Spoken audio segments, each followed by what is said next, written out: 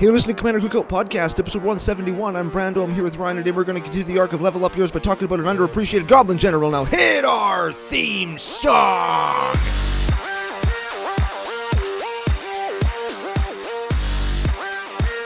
Hey Ryan, we're back for yet another whirlwind adventure. How you doing? Good. What's going down? Whole ton is going down. We're going to continue on with stories of how our people out in CCO Nation have leveled up their games by talking about their decks. We're going to give away we're going to talk about how we're going to give away some super cool stuff. We're going to talk about what we're going to do on YouTube later today. And before we do any of that, we're going to thank our official sponsors, face-to-facegames.com, Canada's biggest Magic store. Yes, very much so. Leaders in the industry. First store that I saw to put out any publications on precautionary measures to take for public health and safety. No, don't touch your butt and then touch your face. Yeah, don't touch your face in general if you're out in public. Here's the throwback to the pre-show. I forgot to mention, I talked about religious fanatics and conspiracy theorists that have been calling into the show. We also had somebody that was concerned that if she sat in a chair that somebody who might have coronavirus had sat in, she was worried that it would go from the seat of her pants to her face. And she asked this to an actual viral microbiologist who we had on the radio who was taking questions. And he said, well, as long as you don't touch your butt and then touch your face, you'll be fine. Oh, that's where the comment comes from. And it blows my mind that we have to tell people that? you have to, pro tip from your boys at CCOPodcast. Just don't touch your butt and then touch your face at the best of times, because you're going to get your butt on your face. And if you're really ugly but have a nice ass, you might get some ugly on your butt. Yeah. And you don't want that. Yeah. Nobody wants that. No. Yeah. So pro tip, don't just touch your butt and then touch your face. It's unsanitary all the time, not just in times like these. Yeah, that's right. You know what, speaking of times like this, we were going to do a whole thing on it, but we actually flipped our episodes around this week and next week. We switched them, right? Yep. So we're doing a deck this week, and then we are going to wrap up the arc of Level Up Yours next week with some kind of personal touches that you and I want to put on the arc. And no list next week, spoiler, because we're going to do the giveaways for our mystery boosters. I was having fun giving hints. We can still give hints. You know what? I think I said on Twitter that we're still going to give hints as to what the Commander of the Week is going to be, but maybe it just won't be tied to a giveaway, and we'll do something else for next giveaway to keep it switched up. Because these are fun. I like doing this. I got one for next giveaway. If you're not infected with coronavirus because you stayed home when you were sick, you washed your hands, you practiced good hygiene when you're out in public, you didn't go and buy 9,000 rolls of toilet paper, soup, or pasta, you're entered for the next Get Deck giveaway. Oh, hell yeah. That's 100% a thing. It's everyone's responsibility, not the government's, not the health authorities. No, it's everybody's responsibility to make sure that we are all staying clean and doing our part to not spread germs on our butts or otherwise. Yeah, mostly on our butts, though, because butt germs are typically probably the worst.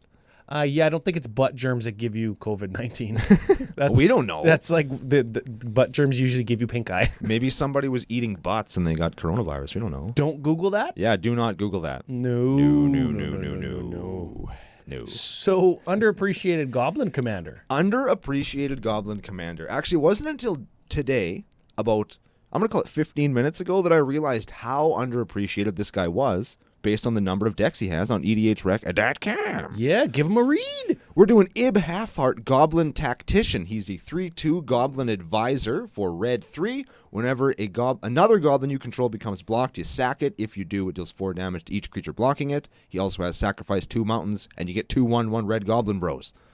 That's it. So there's kind of two things there. Break down those two abilities. Whenever something and the Sacrifice 2 Mountain ones. Well, the Sacrifice 2 Mountains lets you trade your land for resources, aka goblins. And I think traditional Halfheart decks go down that route. They go down the red kind of control, which typically will include some land destruction, in which case when you're going to destroy all of your land, you just sack it to make dudes, so you come out of the obliterate in better shape. Okay, and then the other ability is the one that we're sort of looking at today with some of the includes. Because some of your, goblins are small. So when they attack, they usually die on the block.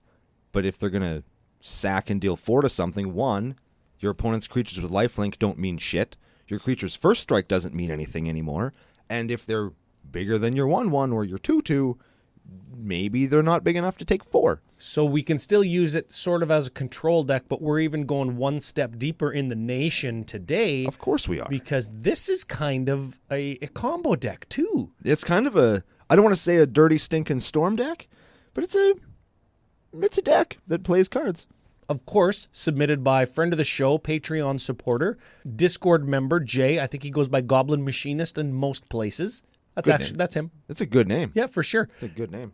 And if anybody wants to submit a deck, of course, Commander Cookout at gmail.com. Or if you would like our other patron and Discord members to comment on it, or for us to prefer that deck over and above other submissions, of course, the preferred deck list benefit is part of the Patreon package that you get at a certain level. So head over to patreon.com/CCOPodcast. Yes. All the lists we get, they all go into not a pile, because that sounds like we just throw them in the corner, but they all go into a file, which rhymes with pile. And we do look at them, we do read them, we do put them into something so that we can use them at a later date, because we really do enjoy getting them. Yeah, for sure. And we actually got a whole bunch of decks for the arc of Level Up Yours that we're flipping and using in next month's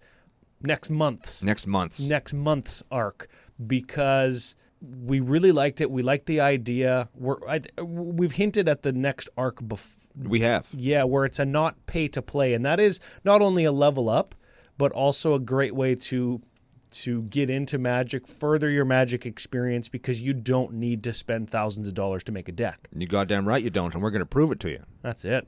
So, before we get to the deck, we've read the Commander, we've talked a little bit about it. Let's talk about some other stuff that isn't the deck. We've got a couple patron shoutouts. Uh-oh. Funny nicknames, that is. Okay. People that want these. I don't know why. I don't know why, but they specifically told us. I said on the pre-show that I think that one of our patrons actually said to destroy me. And since the pre-show, I haven't checked if that was actually a real email that I got, but... Hey, man, hallucinations count in the nation. Oh, I like that. Yep. Hallucinations in the nation. Yep. I like it. So, first patron increased their pledge specifically for a nickname. Jesus. Darlene. I don't think that's the name in the song. Are you sure? I don't... Is it a Miley Cyrus song? See, now that you're saying that, I'm even less sure. I'm pretty sure it's not. I'm less sure and more sure at the same time. Darlene. Yeah, I don't know, man. I don't know. I could just be saying the wrong word. But I think we should go with something like Darlene. Like a pirate thing, because what does she lean on? Oh, yeah, Darlene. Darlene leans on her peg leg. She's leaning lazily to the left. She's a pirate penguin. How about Darlene? Darlene Pirate Princess. Or Darlene Pirate Penguin. That also works. Both are alliteration. Could Darlene be the princess of CCO Nation? Maybe. We've got a Deech, a Dooch. We've got a pope, a king, a president. A king, a president. Is Darlene the princess of the nation? The pirate princess? Who could say? All right. Well, I like all of that. Yeah, it's all good. So pick whatever you like and make sure you whatever use you like, Discord. pirate princess. Alliteration is my favorite thing. Yeah. Oh, yeah. Other shout out. This is a returning patron who already has a nickname, and it's one of my favorites of all time. It was a good one. Anthony fucking Givener. Anthony Given, he is back. He is ready to become a patron. Welcome back to the nation. We very much appreciate the support. Everybody makes it all possible. All of the listeners out there that do give us the download numbers and let us hold the sponsorships and all that jazz, we do appreciate everybody in the nation. And we do sincerely hope that any of the Magic Fests that we have planned don't get canceled. Agreed, because we want to hang out with you guys. And jam Magic. Yes. And or drink beer. Yeah, Yeah. We all know what this is. We knew what this was. Yeah. We know why we play Magic and started the show. So we could meet new people and drink beer with them. That's it. So, speaking of drinking beer, we've drinked beer with Jay, creator of this deck before. He kind of looks like Ib Halfheart, actually, now that I think about it. Yeah, he knew that we were doing it, so if he guesses Ib on the pre-show hint, it doesn't count. He knew that we were doing it, so it doesn't count. But for everybody else who guessed Ib, you're entered in to win a couple mystery booster packs that we have. Yeah, we've bought the boxes. They're good to go. We're gonna prove to people that they're good by opening some of them on YouTube. Or bad. No, they're good. They're going to be good. The ones that we open are bad. But we're just getting the bad ones out of the way. I opened a good one. I got cards that I can paint and auction off on the Facebook page every Thursday. That's it. I got a Belby's Portal, an Animar. My $6 pack turned into like $20. I got a Foil Norn's Annex and a bunch of trash. You got a Crew Fix. The card's got some value. Oh yeah, I did open a Crew Fix. Didn't I? That's good. I forgot all about that one. Yeah. Oh, Alex got wrecked. Foil Reaper King from Shadowmoor. Oh yeah, $60. No, you know what the mystery booster one is? 6. That's a 10 divided by multiplier. Oh. It's amazing what that little planeswalker symbol in the bottom corner can mean for the value of your card, hey? Yeah, that's oh my god. And that's why they do it, right? That's why they did it. Yeah. To make sure that collectors are being looked after, which I'm fine with. Yeah, because that's secondary marketplace. They would never acknowledge that. Oh yeah, and they would never do anything to jeopardize it or affect it or. Of course not. So we've got this deck. Jay tells me it is a storm deck. He is leaning into the deals damage to your guys on block ability with stuff like Repercussion, and then of course he's playing things like Blasphemous Act. If you're running Repercussion, that is a kill combo in most cases. Most of the time. So we've got some custom categories. I want to start off though with 34 land. If you're running 34 land, you might be a Goblin deck. Yes. And if you're not a Goblin deck and you're running 34 land, cut something and add more land. Yes. Mm-hmm. Yeah, I have a couple decks that have that many land or less just because I just want to push the boundary so hard and see if it works. The decks are not very good, people. So, Arch of Arazka, Buried Ruin, Castle Embereth. Yep.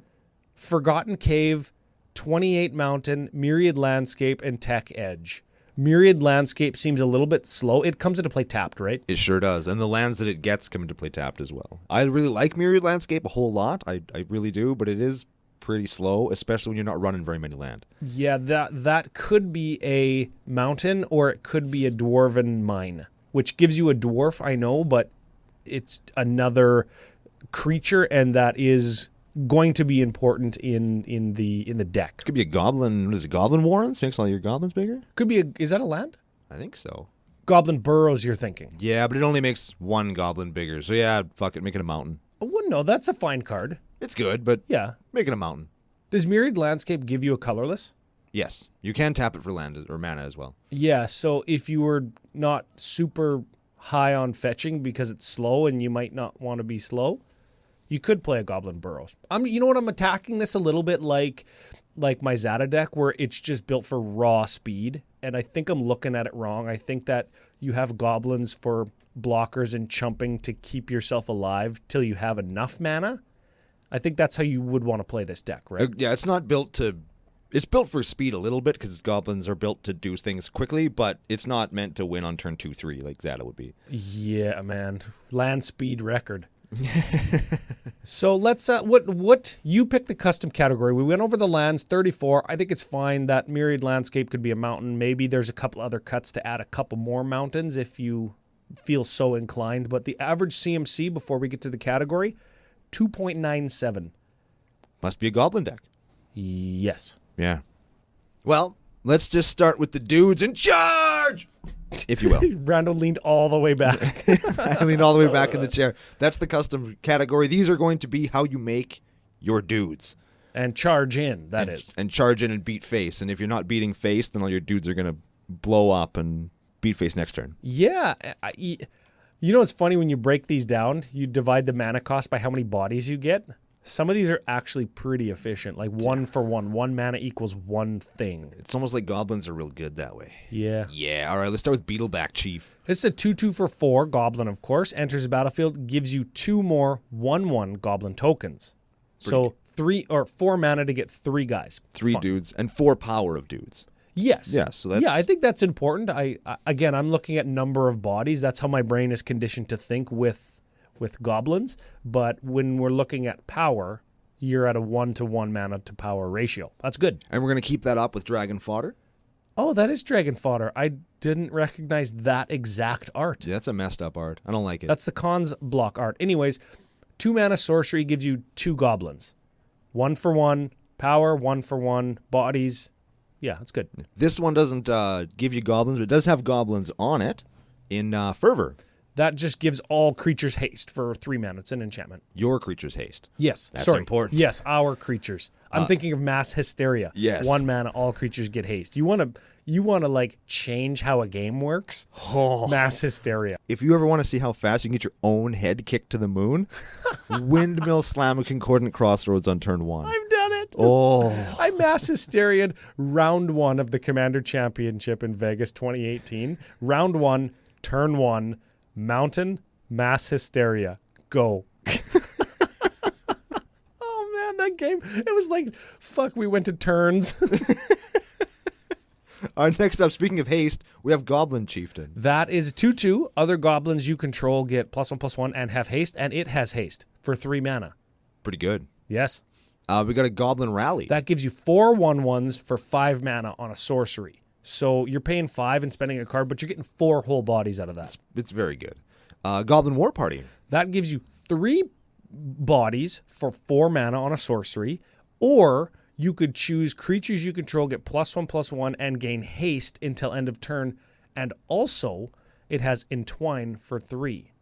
So for 7, you could hypothetically get 3 goblins and give them +1/+1 and give them haste. Yes. Plus whatever else you have in play. That's a pretty good card. This is a good one, and people who aren't trying to make CEDH Zeta a thing, again, I'm just conditioned to think this way, this is actually good with your Past in Flames because you can flash it back. It's better than Beetleback Chief and or better than Siege Gang Commander. I said it because you can flash it back and you can entwine with it to, or when you flash it back, you could like use the other mode and pump your whole team. Like this is a good one in Zeta. It's a secret sleeper, I think. It's a good card. We got Goblin War Chief. That makes your other goblins cheaper by 1. It's a 2/2 for 3, and it gives your goblins haste. I don't know if Jay put the editions of the cards that he's playing, but he needs to not play this art of Goblin War Chief. If that's what's the in his deck. Dominaria one. That's probably just the most recent one. It is so ugly. It is so ugly. Next up. Hordling Outburst. That is 3 bodies for 3 mana on a sorcery. Of course, all goblins. Kranko's Command. Just like Dragon Fodder, 2 mana, 2 bodies. Legion War Boss. Oh, I always have to read this one. This is a 2/2 for 3 with Mentor. So whenever a creature attacks, put a +1/+1 counter on target attacking creature with lower power. Whenever it attacks, you make a guy bigger. Mentor's a stupid ability. Yeah, it was like the Boros limited mechanic, right? It's Anyways, it does more stuff. It pumps your guys if you can get in with them chip-ins, which is, I think, a mini level up. We've got an opportunity right there to not just make the joke, get in for the chip-ins, but as Commander players, we've been conditioned to think, oh, I don't want to make an enemy, right? For a long time, there was a lot of people promoting the notion that, oh, I don't want to attack somebody on turn 2 with my 1/1 because that'll make an enemy.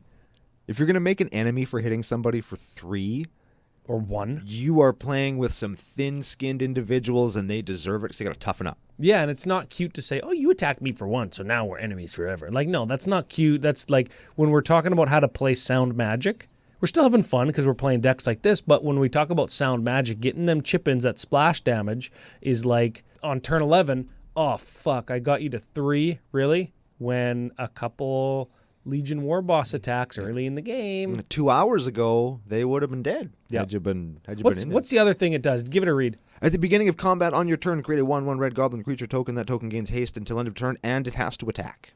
So it gives us a dude every turn that has to attack. So it's literally telling you what to do. Yes.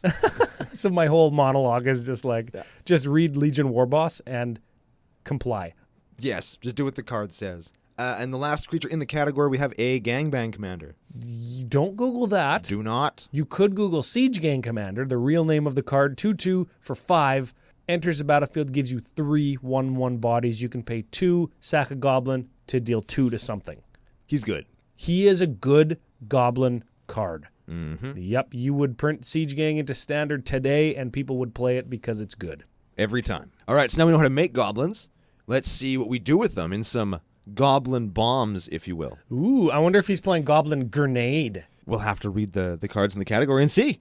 All right, we're playing Battle Hymn and Brightstone Ritual. Those are both instants. Battle Hymn, of course, for 2 mana. Brightstone for 1. That's say get a red mana for essentially each creature you control. Yeah, Brightstone Ritual is specifically goblins, and it's goblins in play. So if your opponents have some too, but yeah, we don't. Yeah, don't count on you that. cast it when you have like 10 goblins and you turn 1 or 2 mana into 10 mana. Very good. Yeah, we have an Empty the Warrens. That gives you 2 goblins at sorcery speed for 4 mana, which sounds like a bad deal. It sounds terrible, especially based on what we've already talked about. Yeah, how efficient some of these spells are. The thing is, it's got Storm. So when you cast this spell, you copy it for each spell cast before it this turn. Good. That is a good card. It's also why Whirlwind Denial is good. Yeah. We're talking about that on Twitter. Here's another example of when Whirlwind Denial is just a good card. Oh, yeah, I forgot about it shutting down Storm. Yep. So whoever that was, sorry, I don't remember who it was that was asking about that, but it does shut down Storm. Yes. It's good stuff. I don't like this card very much. It's Goblin Offensive. Well, remember, if you can make 40 mana, this card turns into... This card, the more you put into it, the closer it gets to 1 body for 1 mana, when you have a ton. So it's red, 1, and then X. So if X equals 1, you spent 4 mana to get X 1/1 red goblins. But the more mana you can pump into it, the closer you're going to get to that 1-to-1 goblin range. I smell what you're stepping in on that one for sure, but I don't know. I think if you're going to make 40 mana, do other 40 mana stuff. I love doing 40 mana stuff. Like win with a Comet Storm. That is a Barry Brando thing to do. Yeah. A little bit off theme for this deck if you're trying to do the goblin thing. You know, I'm talking to Jay about this deck last night at EDH&M, and he's saying, I want to make it as fun and as goblin-y as possible. What is more goblin-y? Than counterspelling somebody's big thing, big threat, big turn by counterspelling them by killing them? That is a very Brando way to play. I don't know if it's very goblin-y compared to Goblin Offensive. It's even in the name. I'm a goblin and I'm offensive. You are those things. You do walk like a goblin and say some bad stuff. Yeah. All right. You know what? I was saying Jay had told me he wants to push the deck as far as he can without going infinite, and I think one of his level ups for this deck was playing on hard mode. And if you can make 40 mana and are going to do 40 mana things, he said going infinite or Comet Storming and killing everybody at once is a little bit the easy way. And I do appreciate when somebody wants to avoid just doing the insta-win, insta-kill type thing because they want to continue doing whatever fun thing their deck does. I guess. Unless you're going to use your 40 mana to play I don't know, a Blasphemous Act and a Repercussion. Yeah, you'd only need like 4 mana to do that under normal circumstances. Yeah, I know, right? It's weird that. Hey, game's got to end. You say it all the time, right? I know. Let's keep moving on here. Kindred Charge. That is 6 mana sorcery. Choose a creature type. We'd probably choose Goblin in this case. Most likely. For each creature you control of the chosen type, create a token that's a copy of that type, and those tokens gain haste, and you sack them at the end of turn. Very cool. Yeah, the thing is that most of our creature cards bring in other goblin tokens when you cast them. Siege Gang Commander or Beetleback Chief. Yeah, so when you have a bunch of those in play and you make tokens of them, you're actually not just doubling, you're in some cases, tripling or quadrupling your number of goblins. Very good. Yeah, that's a cool one. 6 mana's lots, but we were just talking about doing 40 mana stuff. So yeah, I think we'll be fine. Yeah, we'll let that pass. We got a Krenko Mob Boss. That's a good guy to give haste. Very good guy to give haste. Tap them, get goblins equal to the number of goblins you control. That doubles, then quadruples, then. Is that exponential? Is that what that is? That is exponential. It's exponential growth? Yeah. Very cool. We have Past in Flames. That is a Goblin Bomb category card? Of course it is. Yes, that gives all of your instants and sorceries in your graveyard flashback equal to their mana cost. And newsflash, it has flashback. So even if you mill it, or even if you use it for value the first time, you can then cast it fucking again. So if you have 40 mana off your Brightstone Ritual, and you have 80 mana off of your flashback Brightstone Ritual, you can just play the Past in Flames again to get another spell so you can storm further with your Empty the Warrens. Yes. Yeah. I think that I have cast Past in Flames twice in the same turn just to get a storm count. I have 100% done that as well. 100% I have done that as well. It wasn't necessarily for storm, but it was like my 10th spell. So it was like, I'll gain 10, and then I'll cast it for my graveyard to gain 11 with an Ether Flux. And everybody knew this one was coming. We're playing an Underworld Breach. Very much so. And Jay and I got into a discussion on Past in Flames or Underworld Breach. Which one's better? Of course, Breach lets you cast things over and over again at the cost of 3 cards in your graveyard. If you've got a bunch in your graveyard and you can battle him or Brightstone Ritual 3 or 4 times, definitely Underworld Breach is better, but Past in Flames gives you the option to play it for value early or have it get milled. And of course, Underworld Breach, after you battle him 4 times, you can then cast, your Beetleback Chief or your Siege Gang out of your graveyard as well. It's pretty good. Yeah, man. Also, with Ib Halfheart in the late game, you can sack your mountains to fill up your graveyard and provide bodies to fuel the Bright Flame Rituals. Man, yeah. So it's very good. Do I have ways to sacrifice my mountains in Zada? Do you play Ib Halfheart? I don't. Well. I do have several lands in the deck, though, that do sacrifice to give me 2 mana. So I do have ways to get and fetch lands to give me extra ways to have cards in the graveyard for Underworld Breach. Can't hurt. It's good stuff. Yeah, and with its banning in Legacy, it's the foils of Underworld Breach were starting to get expensive because Legacy and Modern were both playing it. Now only Modern's playing it because newsflash, CCO, the boys, we called it. Yep. Yeah. You know what else we called? You weren't even at the bar after EDH&M last week when I said fetch lands will see a reprint in a secret lair prior to our return to Zendikar. I called it. Aiden was there, he can vouch, and also Justin was there, he can vouch. I put it on Twitter, and it won't be foil, so I called that. Oh, yeah? Yeah. I said they were going to be white-bordered also, and they were probably, found on the floor, but... Yeah, why would they be white-bordered? Because they want the shittiest possible ones you can possibly have. They actually made nice ones, but, It's fine. Yeah. The point is we called it. We did call it. Also, I think that you should convince Jay to turn this into Underwear Breach and have it be like a goblin's butt with a pair of holy tighty whities on it. Oh, that would be man. so funny. That is an altar. Do not Google that. Do not Google Underwear Breach. No. That seems like a very... we've got an opportunity here. Ooh. To take the higher road. That doesn't sound like us. No, but in this circumstance, I don't think either is the higher road when we're talking about a goblin's butt crack being out on the card. Goblin butt crack. I like it. Should we go on to the draw tutor section? Yeah, because this is kind of how we're going to make the deck kind of tick and be consistent, right? Yes, and some people say mono red. It's not very consistent. It doesn't have a lot of draw. It doesn't have a lot of stuff. Well, maybe it has more than you think. I definitely this draw tutor category has 13 cards in it. I think we're going to be just fine. I think we'll be okay. We're going to start with an Endless Atlas. 2 tap, draw a card, activate this ability only if you control 3 lands with the same name.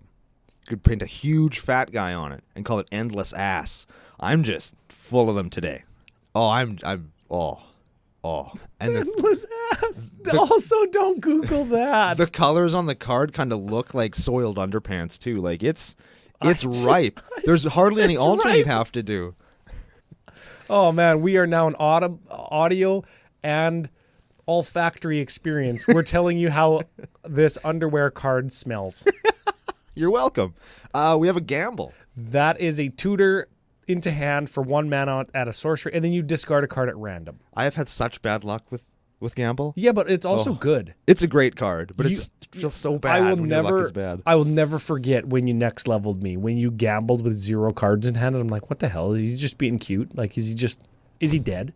And you gambled for an anger and discarded it? Oh, god damn, and then you killed Jesse. Oh. Fucking so good. I'll never forget that. We have a Goblin Matron. That tutors for a goblin when it ETBs. 3 mana, find a goblin. Goblin Recruiter. That is, get this. If Goblin Recruiter's good, 3 mana, tutor for 1 goblin. How about 2 mana, tutor for every goblin in your deck?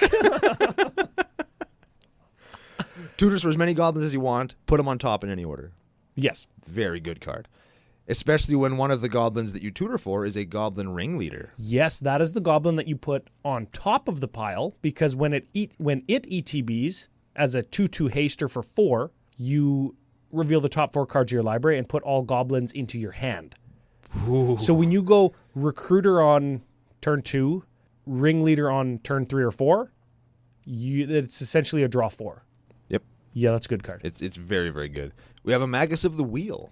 This is a non-goblin and budget acquisition as opposed to regular wheel. Yeah. It's a 3/3 for 3 human wizard. Red, 1, tap, sacrifice. Each player discards their hand, then draws 7.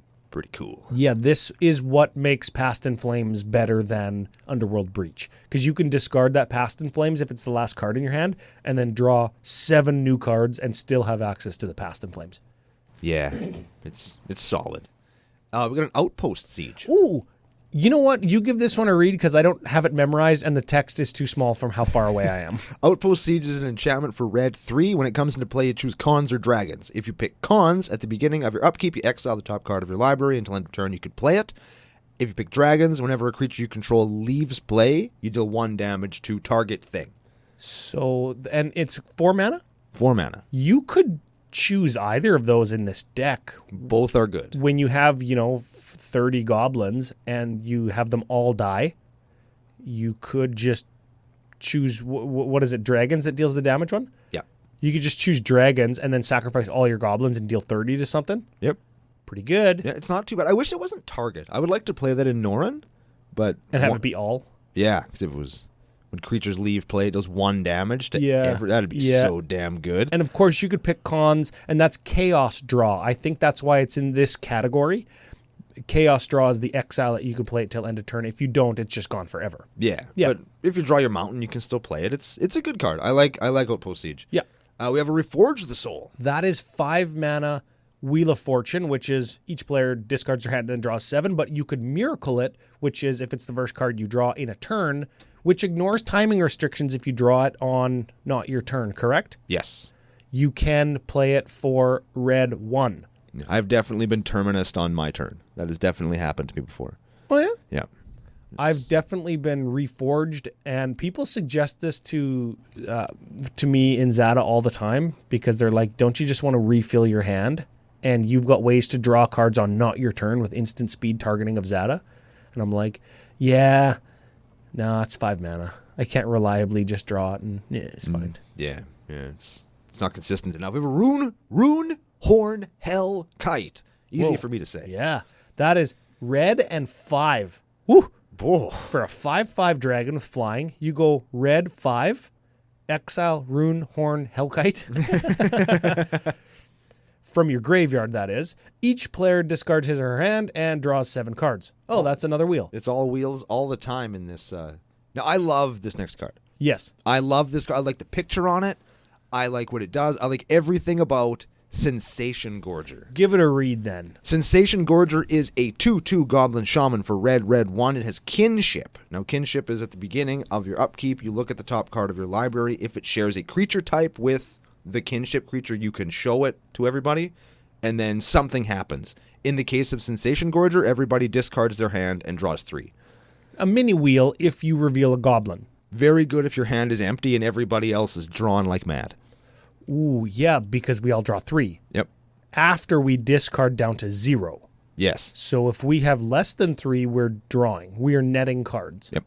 If we have more than 3, which your opponents probably will, whereas you might not, because you're playing mono red, right?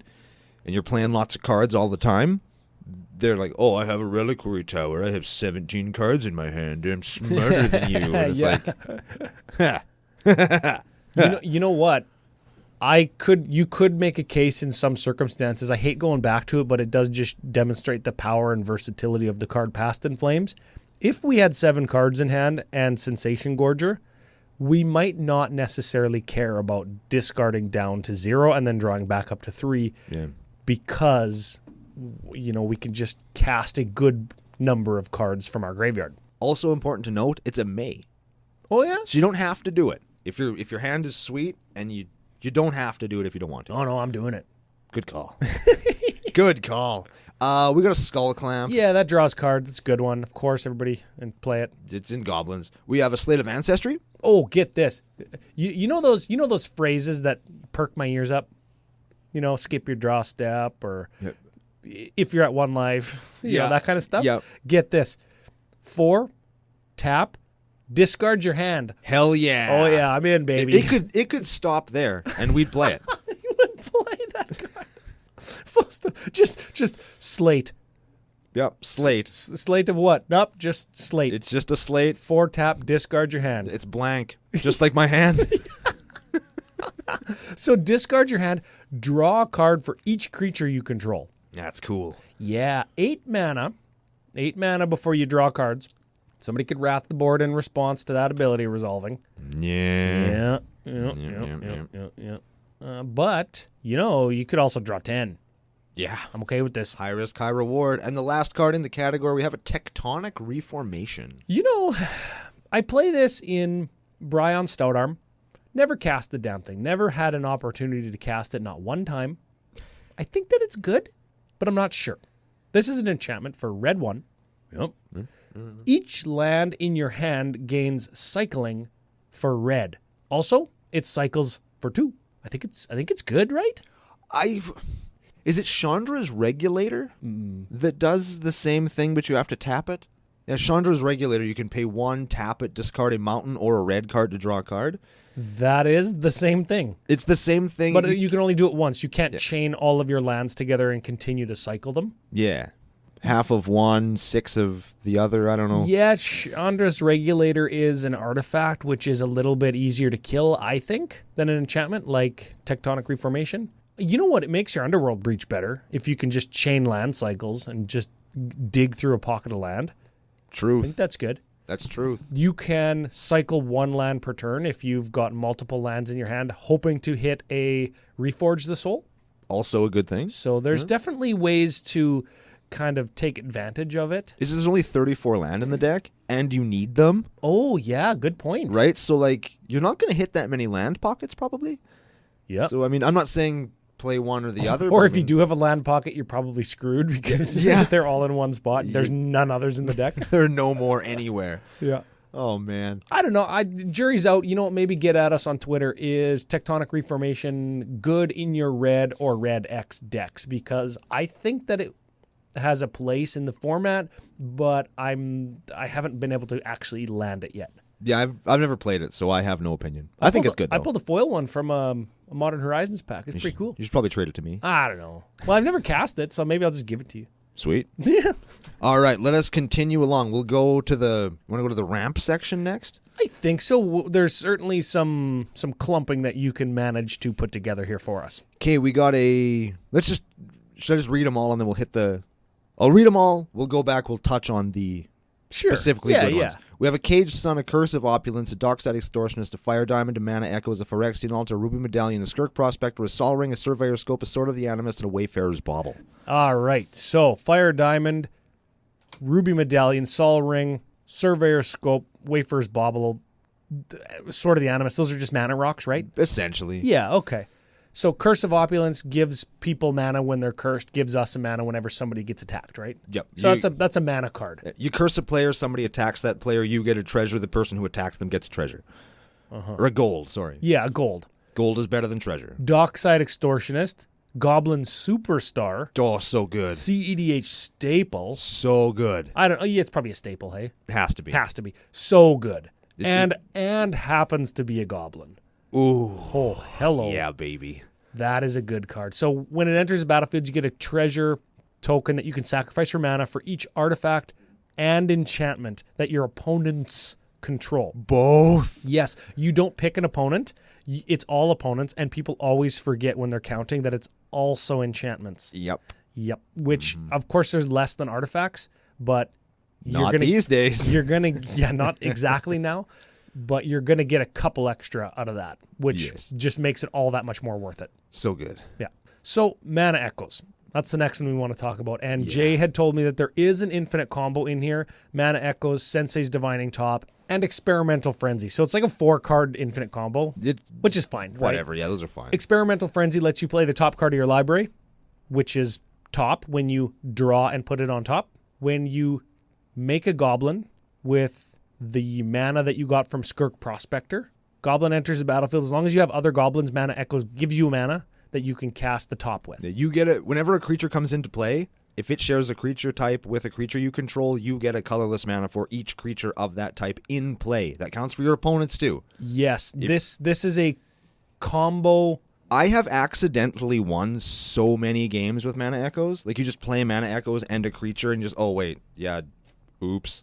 This card is oops, I win on a card. All over it. Yeah, it's a tribal staple, a combo deck staple. For 4 mana, you get additional mana just whenever you play a card of your type. But why are more people not playing this if it's so good? Because it's goddamn expensive. Yes. Only printing was Onslaught. I expect to see a reprinting in like Commander Legends maybe. My fingers are crossed for this one. I'm really hoping that we get more because I want more people to be able to play this card. Because it is, it's super strong. It's a little broken with the new no mana burn rules, but it's really cool, and I want people to be able to have access to it. Yeah, for sure. You can build our giveaway deck for less than buying a Mana Echoes. Oh, yes. How do you like that? Yeah, it's $37 or $8. We talked about Skirk Prospector a lot, too. That's a 1/1 for 1, sack a goblin to get a red. Super good. Yeah, so that is just chaining goblins into more goblins if you have a full mitt of 7 hands or access to Wheel Effect. And we know what a Phyrexian... He's basically a Phyrexian Altar, but just for goblins. Oh, yeah, that's exactly what it is. Yeah. Phyrexian Altar, sack a creature, get a mana of any color. Yeah. And that's the ramp. Yeah. All right, let's talk some disruption. All right. Okay. We can maybe We can blast through these. Can we clump some of these? We probably can't clump them, but we can blast through them fast because we can blasphemous act through them fast. Yes, that's the first card. Yes, kills all the things. 13 damages all the things for 1 mana as long as there's like 8 creatures on the battlefield. It costs 1 colorless less for each creature in play. Yes. So yeah, gets you there. Blood Moon. Another reason to make that Myriad Landscape a mountain. Turns all non-basics into mountains. Oh, I love Blood Moon. Chaos Warp. Kills anything we want, gives the Thing's controller a free rip off the top of their library. Great card in red for 3 mana, gets anything we want. Defense Grid. Ooh, during each player's turn, each other player, so your opponents, their spells cost 3 more. Very cool. Yeah, that's kind of a weird include for the deck. 2 mana for that, by the way, not 3. It's a good ass card. I like Defense Grid. Yeah, that's neat. That's like City of Solitude, but in colorless. Yes. Sort of. We got Goblin Chirurgeon. Chirurgeon? Sure. That is sacrifice a goblin to regenerate target creature. I have tilted people off the planet with that because that is not a red card. No. At all. And it's not even a goblin card because it regenerates target creature, everybody, just so you know. It's so damn good. Yeah. Oh, Goblin Sharpshooter. Kills all the 1/1s. Just kidding. It's a 3 mana. Tap it to deal 1 damage. Whenever a creature dies, you untap it. Kills all the 1/1s. Here's your next level up, the mini level up for the episode. If you leave it untapped until the end of your opponent's turn, you have the opportunity to tap it in response to something dying. Ping something, and then when that thing just incidentally dies, it'll untap, and you can get your chip-ins with your Goblin Sharpshooter. So good. Yeah. Goblin Trashmaster. Other goblins get +1/+1 because why not? Of course. For 4 mana on a 3/3 because why not? Yeah. Not a 1/1 or 2/2. Sack a goblin, destroy target artifact. That's really good. Good card. That is a good card in a goblin deck. Should be Pyroblast. In Red Elemental Blast. Correct. Yeah, it's fine. In the circumstance that it cares, yeah, sure. If you're going to call your deck a Storm deck, and you're going to run Red Elemental Blast or Pyroblast, you always run Pyroblast because you can target red things to up your Storm count. That's right. That's a level up for you, kids. There it is. Destroys a blue thing or targets a blue spell. Yeah, specifically has to target something that is blue. Yes, whereas Pyroblast does not. It says counter it or try to destroy it if it is blue. When you counter your own thing that's red, it just won't counter it, but it'll count for a storm count. So we've talked about that in episode 1 and episode 100. We sure have. All right, we got a treasure nabber. That's a goblin. Whenever an opponent taps an artifact, we get it until the end of our next turn, right? Yes. Okay. I want to know what plane that's on, because I want to go there so that goblins have those elephant ears. Oh, yeah, he looks like Cowl or whatever that guy's name is from She-Ra. Yeah. Yeah, he does, doesn't he? Good reference. Yeah, I just watched That The is Secret of the good. Sword yesterday. Yeah, you did. Oh, man, that's my favorite He-Man and She-Ra mashup. That's like She-Ra's origin story. Some good shit. Yeah, I love She-Ra. Solid stuff. I like Catra. Also good. Yeah. All right, we got and Vandal Blast. Destroys all the artifacts. All right, and we have Ib's Toolbox. This is kind of just some stuff. Yeah, like I think I understand why a bunch of these are in here. I think more than anything they are to just make the deck fun, and in some cases they are just like, oh yeah, I just win the game now. Correct. Okay. Okay, first one, cut it for a mountain in Coat of Arms. Gives all creatures +1/+1 for each other creature that shares a type. Eldrazi Monument, Throne of the God Pharaoh, Angel's Trumpet, Mountain. Angel's Trumpet. Generally, this is going to make our creatures bigger. Yes. Yes, than everybody else's creatures, that is. Yes, which will also probably be made bigger, just incidentally. Yeah, Yeah. that's fine, though. All right, we got a Crucible of Worlds. That'll get us our Myriad Landscape back. I think this is a fear card. I think that people play this in Ib Halfheart because they're thinking, oh, I'm going to sack all my lands. I'm going to want to play them back. Fuck that. Don't be a chicken. And you'll open up a slot for yourself. This could be gas. Like, don't just get out of here. Play something better. Get out of here. Like, I'm going to sack 2 lands and make 2 goblins and play one of my mountains back. You know what I don't have want to see? landfall. You know what I like in this deck? And you and I like this card a lot. And it'll give you the extra mana that you need that this card wants to give you but can't always because you don't have, like, access to lots of fetch lands in this deck because budget. Treasonous Ogre. Yeah. Baby. 3 life gives you red mana. Hell yeah. We can get 13 mana off of that. We sure can. And go to 1. Yeah. All right. Winning the game at 1 is the same as winning the game at 101. Dark Dweller Oracle.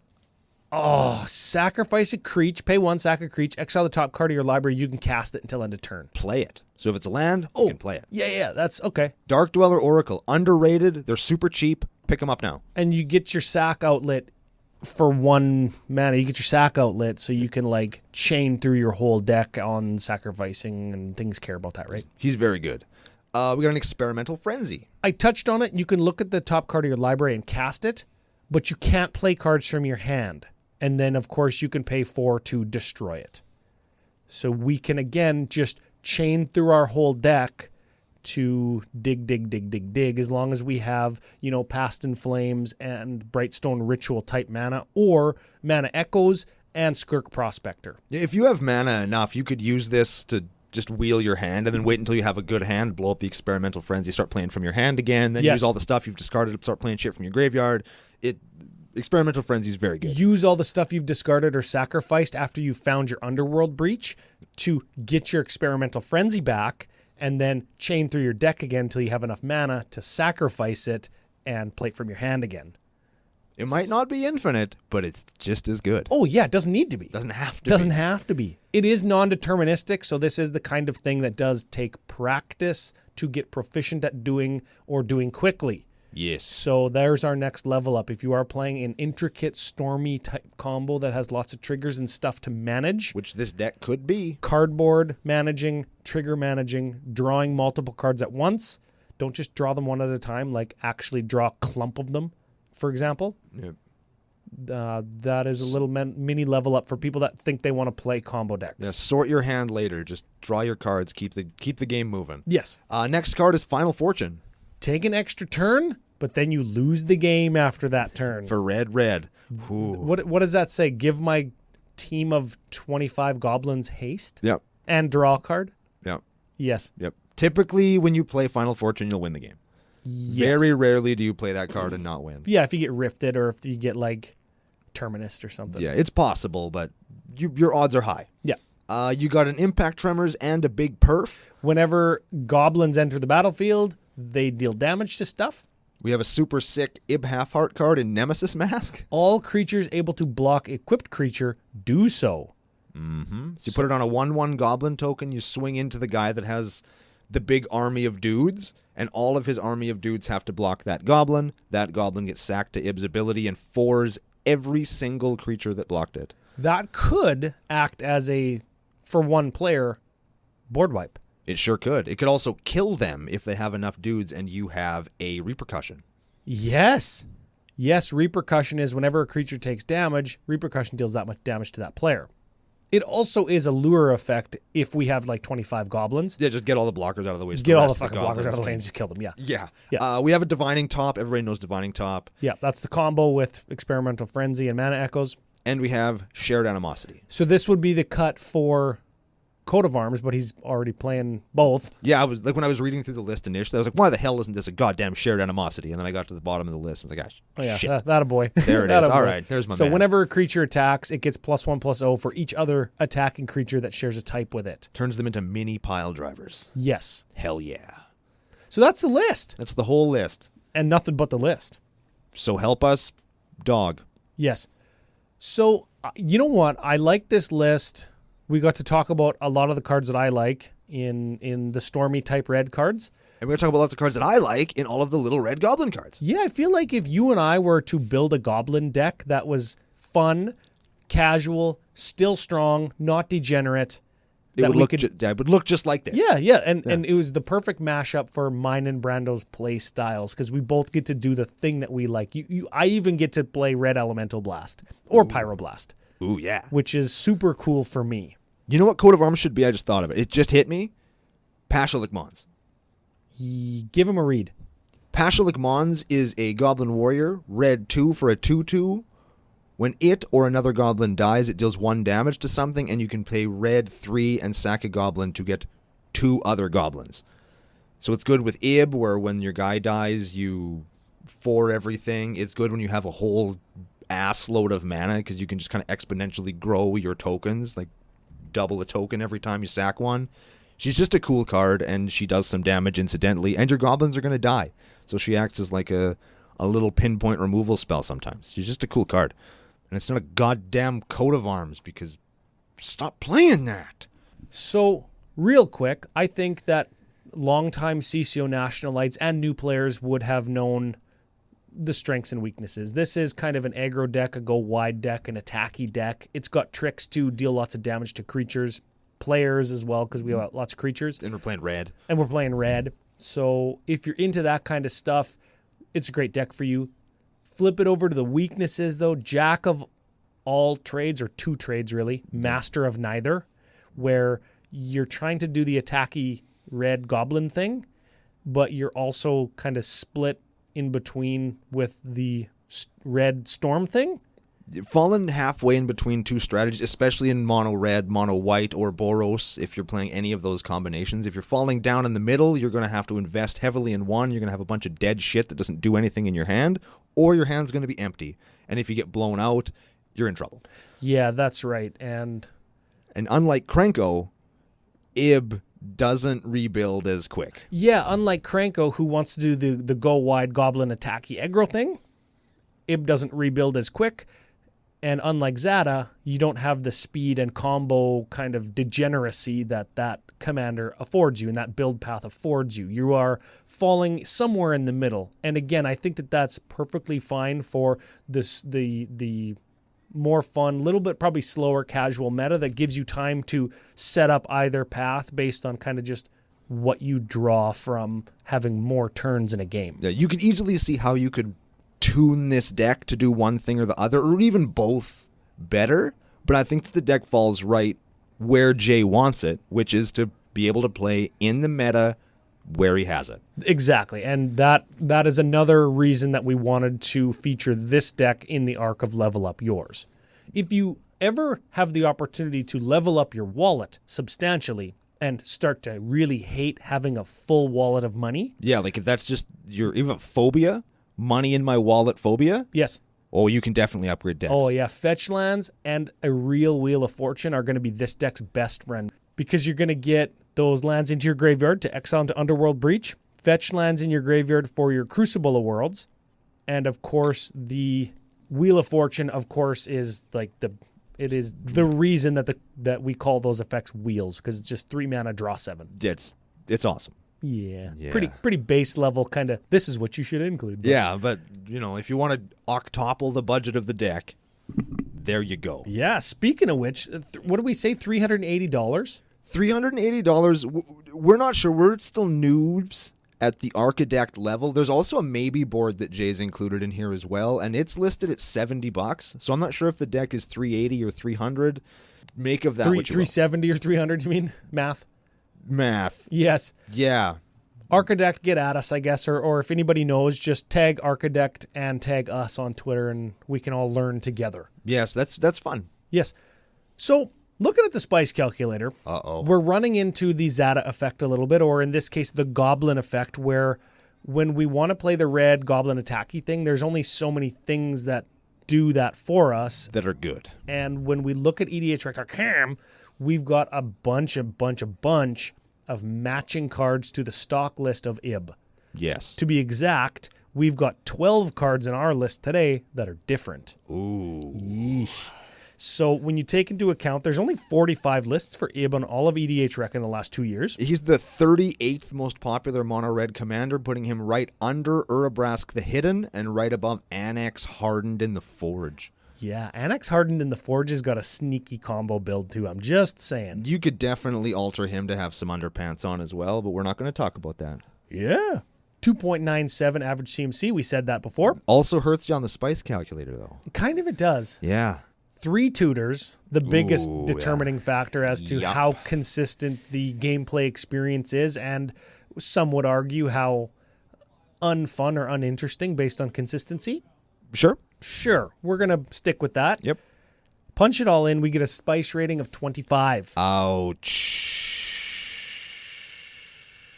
I'm still going to say that it's a spicy deck because he's doing the Goblin thing, like the Goblin thing, but it's not Krenko. And in the write-up that Jay sent us this deck in, he explicitly said, it used to be Krenko, but I wanted to do something different. So that is worth spice points right there. Yeah, that's worth anything. I mean, I took my Krenko deck apart too because it was Krenko. It's fun for me and it's cool, but like, it's something else. Yeah. So now I have Torbrand, which is totally cool. Yeah, and it still allows you to do the thing that you want. In Jay's case, the Goblin thing, or the combo thing. If you ever wanted to build Zada but wanted to change it a little bit, you can still do the combo thing with IB. Yeah. So I think it's fine, and it's worth saying that it is spicier than the number indicates because you're specifically trying to give yourself and others an interesting experience. Yeah, like you're trying to make the games better than just, hey, look, I'm playing Krenko. Or, hey, look, I'm playing Zada. And I think that is the true level up when we want to still do something powerful. And I've lost to this. I've been caught under a turn 2 Blood Moon in this specific deck and just couldn't recover. I was definitely in a situation where he probably would have beat me with it yesterday, but we were cross-staxing him, and he just couldn't get out. Scumbag. Ooh. Right? So it still is doing powerful things, but at the same time, it is fun and interesting. Agreed. Sort of sounds like a final thought of the day. That sounds exactly like a final thought of the day. I will add to it a little bit by saying thank you to face-to-facegames.com. They're Canada's biggest Magic store. They help us keep the lights on for you. We want to say thank you to all of you for giving us a reason to keep the lights on and inviting us into your ear and other holes every single week. If you want to try building a deck like this, please do let us know how it goes. We love seeing established archetypes turned into something that is more of a toolbox and things that will give you the varied gameplay experience that we talk about here every single week, because games that are interesting, and decks that are interesting are things that we like to bring you all the time.